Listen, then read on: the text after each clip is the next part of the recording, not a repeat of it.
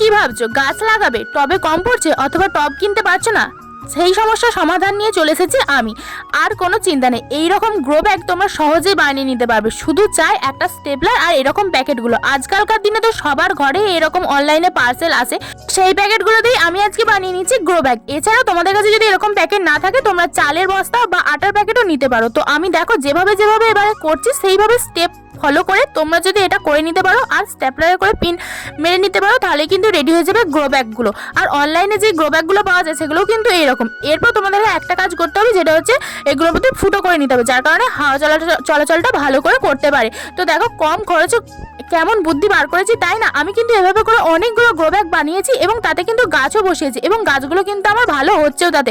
আমি তোমাদেরকে সাজেস্ট করবো, তোমাদের কাছে যদি অনলাইনে এরকম প্যাকেট থাকে অবশ্যই সেগুলোকে ফেলে দিও না, সেগুলোকে কাজে লাগো এইভাবে। আর আমার এই বুদ্ধিটা কেমন লাগলো তোমাদের, সেটা কিন্তু অবশ্যই কমেন্ট করে জানাও। তো দেখা হচ্ছে নতুন ব্লগ।